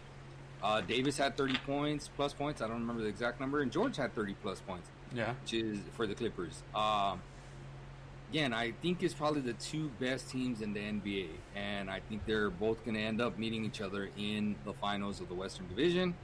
Do I think the winner of that takes it all? I don't ever want to do that because I'll never forget when I thought that about when the Spurs and Lakers played, and I thought whoever they play in the finals is just a sacrificial lamb, and the Pistons, who were definitely a better team, I could tip my cap to that, because they didn't have like the firepower that both the Spurs and Lakers had, but they had that team camaraderie, and they all did their job, and they came out and just embarrassed the Lakers and took that title. So I will never say that ever again. But I just feel like they're the favorites. These two are the favorites to take that title. They just look really, really well-groomed, or they mesh well together as a team. Okay, well, here's my question then. If you're not going to say that, who do you think, other than the Lakers and other than the Clippers, who do you think takes the West? The West? Oh, yeah. Man. If you're not going to say yes them or yes them, who is the other one that you're going to say that's going to take it? I don't know. That's a good one. The West? Oof. I wouldn't even put anybody else. I think like maybe an East team would come out and beat them in the finals. I'm talking about who's going to take the West. Okay, we got the NBA West and the NBA East. Who's taking the West if it ain't the Lakers and it ain't the Clippers? Who's coming out of the dark horse? Who are you calling right now, Artie, that's in the fucking tourney that's going to fucking take the NBA West side? Who will represent the West Coast? I kind of like the Utah Jazz, I guess. I know they're second in their division by a hair. But I like Donovan Mitchell, man. And then they got a center that could play defense and maybe at least what is it? What they say where they could you can't stop them, but you could hold them down a little bit. For Anthony Davis, you know, and Rudy Gobert or what is his name? I forget how you say his last name. I think maybe them, because I think Houston does not play defense. They just want to run and gun, and they're not gonna win, dude. Someone's gonna knock them down or out in the playoffs, like they always get knocked out, because Harden is just not that. He's an excellent offensive player, but he doesn't play the other side of the ball. And him and Brody, you know, which is Russell Westbrook, again, they're dudes that just want to run and gun, and in the playoffs, the run and gun atmosphere will win you a game or two, but it won't win you like the tough series, you know? Yeah. So that's why I think they might make a little run. Dude, Dallas is pretty good. I mean, Dallas ain't bad, dude. They had Luka over there. That dude's a special damn player over there. He's pretty good. But I would take Utah as my dark horse. If somebody's gonna knock the Lakers out, that's not the Clippers. I'm going to take Utah as my dark horse. Okay, I like it. I know we have a friend of the podcast listening right now probably thinking, what the fuck are you talking about? No. Letty, when you're ready to come in here and talk fucking basketball and talk shit, we're here waiting for you. But I don't know anybody else. I'm not that deep into the NBA. I still have to say the Lakers or the Clippers are going to take the West. And we'll have to see what comes out, what gets spit out of the East side, who's going to come after the West, and we'll see where we go from there.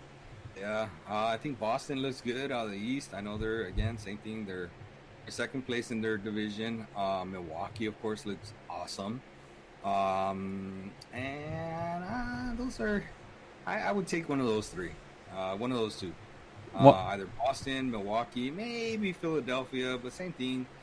They kind of sort of remind me of being immature and kind of trip on their own feet type of thing. So I don't know. I don't see it. But Boston, Milwaukee, I guess Toronto's doing well too. But I don't see Toronto really finding a way to take it all. But I think it's going to come down to Milwaukee and Boston. Well, let me ask you a question here. Because on our notes it says here, it came down to the final possession of the game where Paul George tried to get the foul on being called on beyond the 3-point line on LeBron. Mm-hmm. Prior to that, George had hit a nice three to tie the game. Yeah, it was beautiful. LeBron, oh my God, in rhythm, he was doing what you call 2 for 1. So I don't remember if the Lakers scored or not. Basically, Clippers took the ball back up the court real quick. Paul George went to the side of a screen and took the 3-point jumper. And he took it in rhythm. It was beautiful off the dribble. And, like, it was nice. Like, it was beautiful. Like a high percentage type of 3-pointer, right? Right. And he tied it up. So then LeBron came up, and it was his turn to kind of respond, and the game's tied. And LeBron, like, forced up a shot from, like, the top right-hand side of the key. And it was horrible. And it looked like LeBron, like always, was crying for a foul type of thing. But he stayed with it, to his credit, and he hit the front of the rim and came right back to him. And he grabbed the ball and just laid it in. And it was like one of those, like, oh my God, you took that shot. When as soon as he threw it up, like, that ain't going in, dude. Like, it's like a running jump shot that he took, right? And it just looked horrible. But again, we caught the break. It came right back to him. And then it went right back. The Clippers came right back. And it was almost a very similar play. Yeah. With Paul George, he took it on a switch. LeBron, I can't remember. I think it was Leonard had the ball, and LeBron was guarding him. And then they came screened, and LeBron switched off of the screen to guard Paul George way at the top of the 3-point line, at the top, like the top of the key type of thing, but on the 3-point line. And he dribbles left. He kind of gets LeBron in tight to him on his right-hand side. But if you ask me, instead of like stepping aside, sidestepping and taking the jumper, he kind of tries to go up while LeBron is still real close. LeBron never really puts his hands up. He just stays tight. He doesn't reach in or anything like that. And it forces Paul George to take just a whack-looking three-pointer to end the game. And then, of course, Paul George to turn around looking at the refs and being like, oh, he fouled me. And they're like, nope. And then you see the replay, and it was just good defense. He was tight, and he didn't go up. He didn't reach in, and solid defense by LeBron. And that's how the Lakers walked away with that win.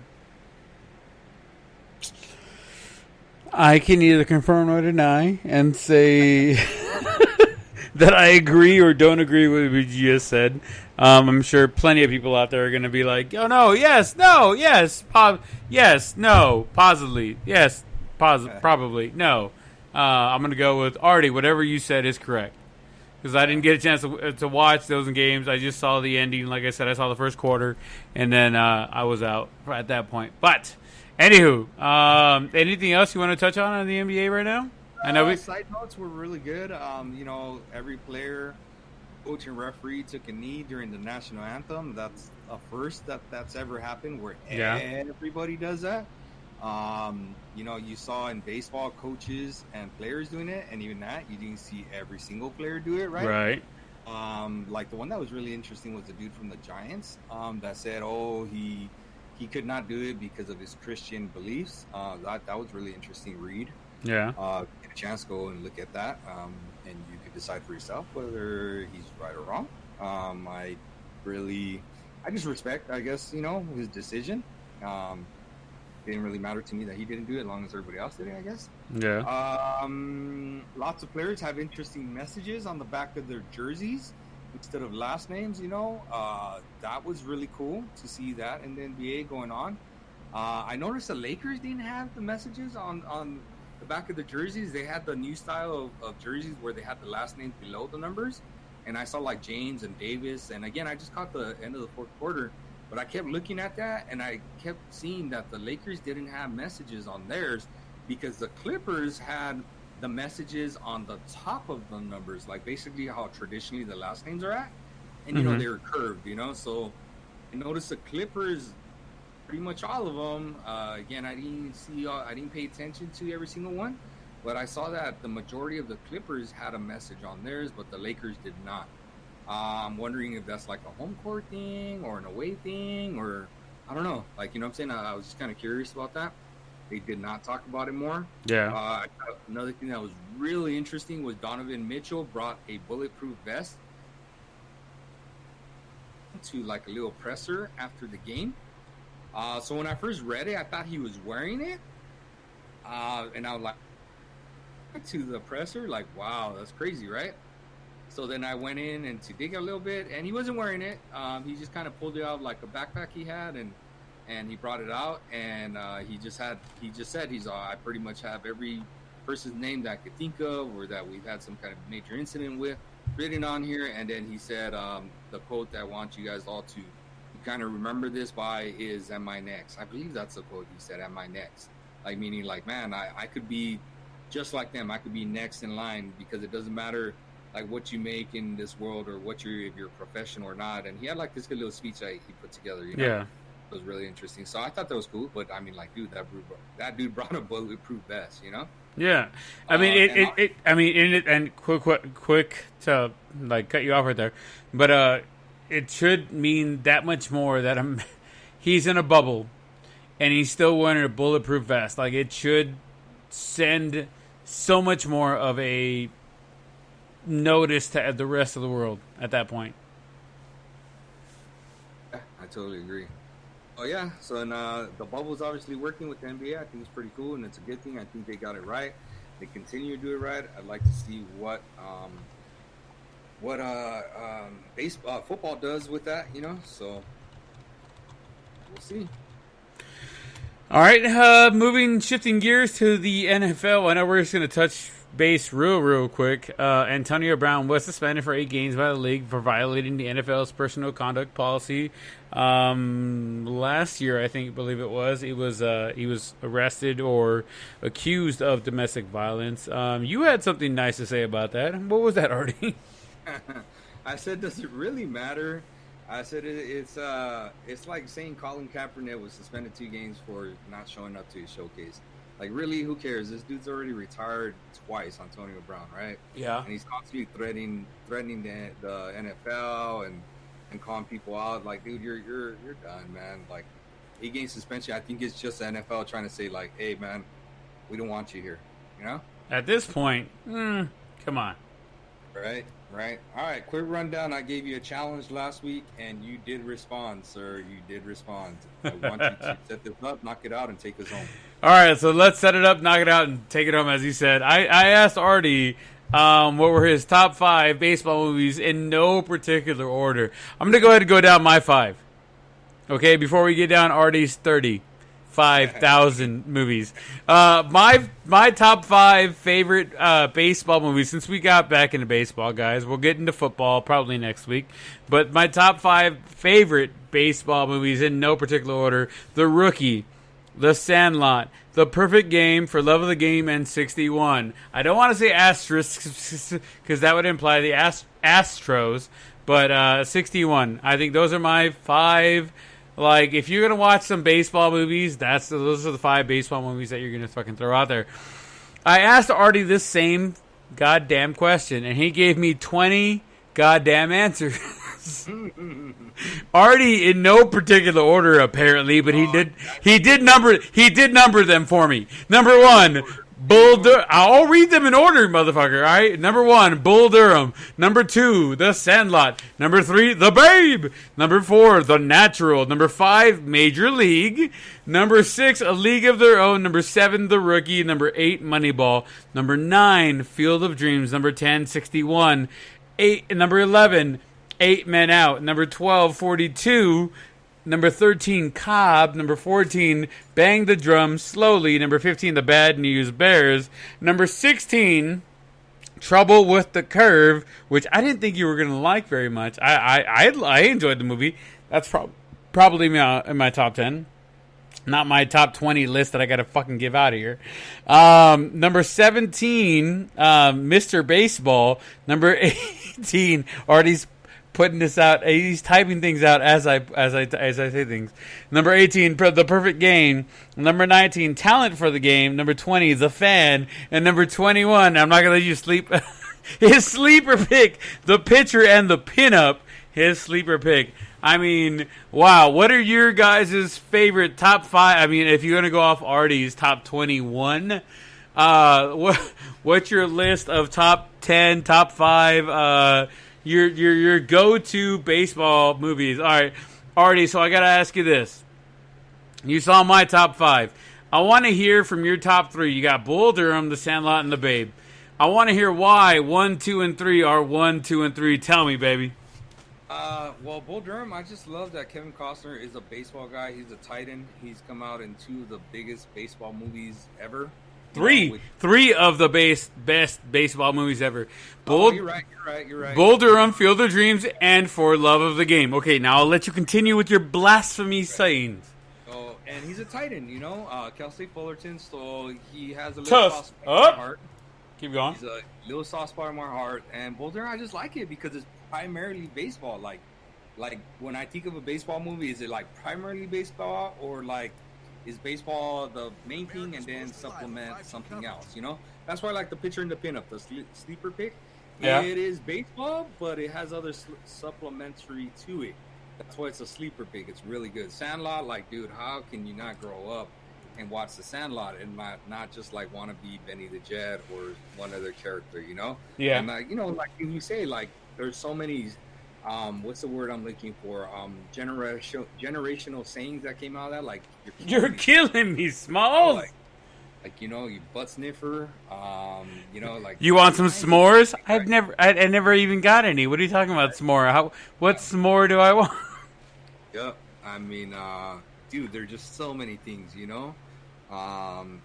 The Babe to me was a movie that I've always been infatuated with Babe Ruth, and I've always wanted to know him because to me, I consider him the greatest baseball player of all time. And that story, it's a fun, but tells the story of Babe Ruth, and I was really, really good. I like it.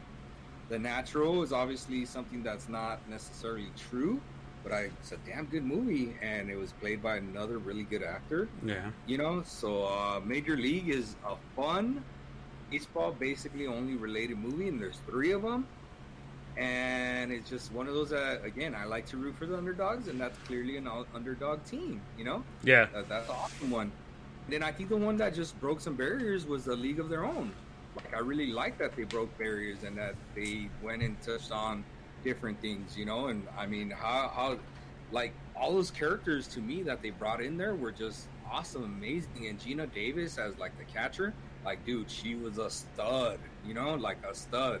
And you talk about Hank, what's his name? The main character, the manager, Hank. Oh, Hanks. Sorry, yeah, saying it wrong. Tom Hanks. Like, the way you could tell he was like a chauvinist, and that dude went on to like accept her and say like, damn, you're a ball player, And I think that's kind of how a lot of people or males might have felt when they watched that movie. Like, damn, this is a real good movie, even if it's about girls playing baseball. Like, damn, this is a good movie. And I just really like that. Like, it just, to me, it broke a lot of barriers, and I thought it was really good. So those are the ones I'll talk about. I know I went into 6, but I had a really hard time. You went into 21, and that's fine. Yeah, just for in case you hadn't seen any of those, maybe you want to watch them. They're really good. Definitely. You know what? I'll tell you this much, Artie.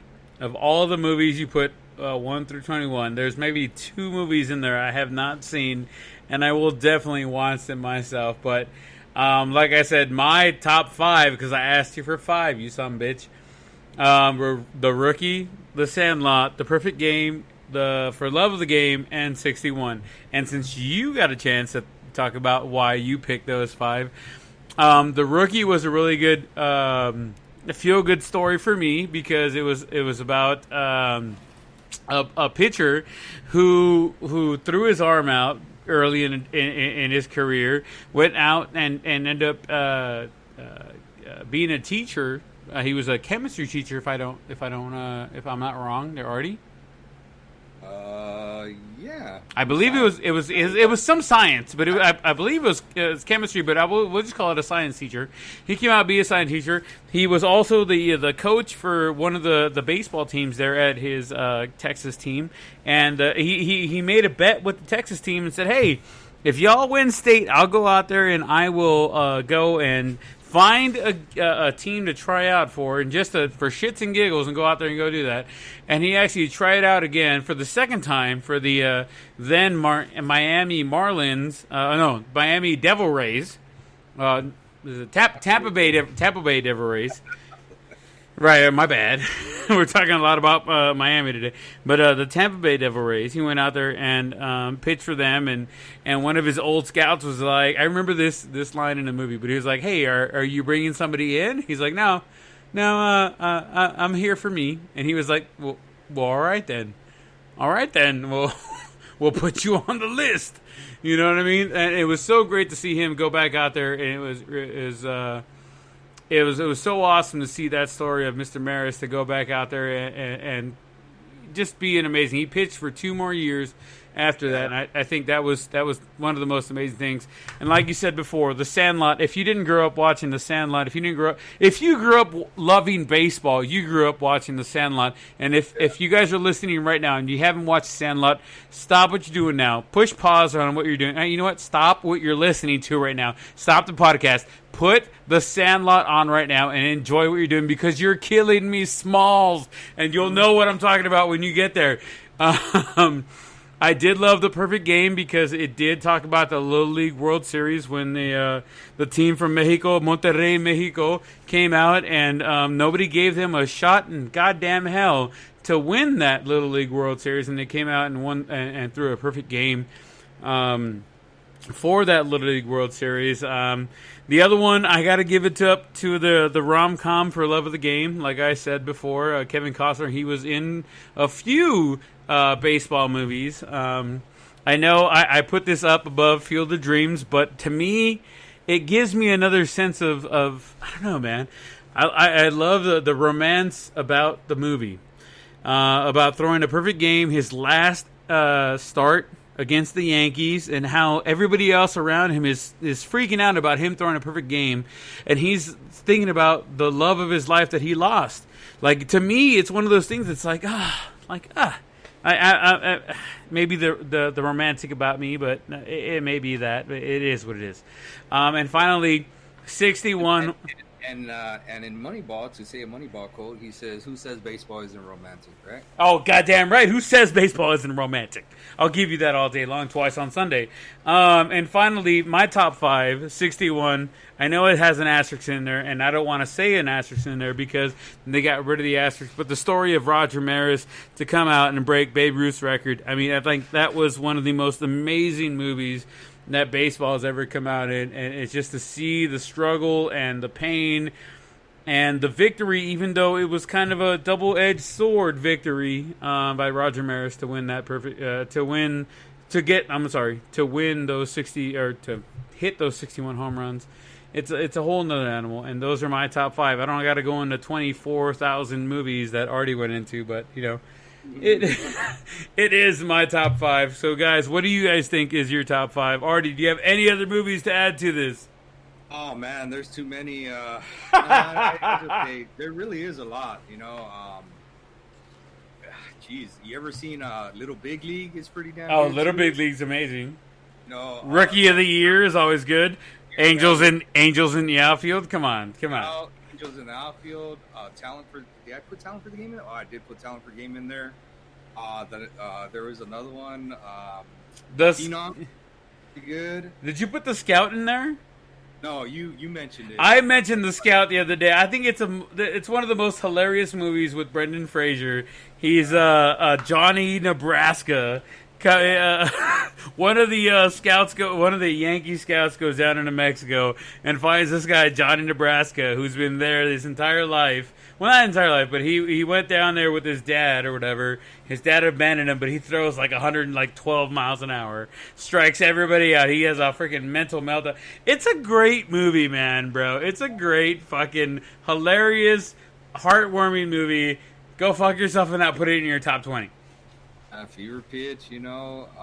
There's another one, $1 Million Arms. Summer Catch is pretty good too. Mr. 3000. The Yankees. What's it? The Battle of the Yankees. The Yankees something. That one's pretty good too. I don't blank what it's called right now. But yeah, dude, there's just so many. You're just like, the Battered Bastards of Baseball. Have you seen that? That was on ESPN. The documentary thing. That thing was good, dude. It encompassed Kurt Russell and like how his dad owned that team. And Kurt Russell was actually a ball player, dude. And I believe he was drafted by the Angels before he started his whole acting career. Like, man, dude, that's one that you really. I don't know. That's a movie. It's definitely like a documentary type of thing, but man, it was good. It was surprisingly good, you know? Yeah. Like I said, the Phenom was pretty good too. And 42 obviously is in there. Field of Dreams, you know, doesn't always get all the credit. Bang the Drum Slowly, I talked about. The Pride of the Yankees, that's what the one I was looking for. That's pretty good too. All the Bad News Bears, you know, they're kind of funny and interesting. So yeah, so there's a ton of baseball movies out there. All right, man. Well, we'll get into more. You know what? I'm going to challenge you right now because you had 20 for the baseball. I want you to get 10. Can you nail it down to 10 of the best football movies that you can think about for next week? Remember the Titans off the top of my head for sure, hands down. Like I said, I got to work on the rest. Next week, I asked you to give me 10 because I put down 5 last time. You gave me 21. I'll ask 10 and I'll think about. I'll hope for 50 from you. Will that work for you, Artie? That'll work. That'll do just fine. All right, brother. It's the end of the night, guy, and we got to rock and roll, and you got things to do. I got things to do. I'm about to jump back in the pool because it's hotter than hell out here in Moreno Valley. But we can't go anywhere, Artie, without you and your patented goodbye and letting everybody know their PSA. What's going on, Artie? Yes, for goodness sakes, everybody, please remember to be safe by washing your hand and wearing your mask. Don't want anybody catching a case of the COVID like the Marlins did, all right? Be safe, my friends. See you next week. All right, guys. You guys have a great effing day, effing weekend, whatever you guys want to call it, guys. Make sure you guys are watching that baseball because it's back here for us. Make sure you guys are supporting us. Make sure you like, subscribe, follow. Don't just follow us on your podcast. Make sure you guys go over to Twitter and follow us at the Blown Save. On Instagram, we are at the Blown Save as well. Make sure you guys are fucking hanging out with us and having a good time. If you guys did drink with us tonight, because there is always a 3-drink minimum, make sure you guys have a designated driver. Make sure you guys are being safe. If you guys do need one, please be safe. I love you guys all. We'll see you guys next week. And that's it. Have a good one.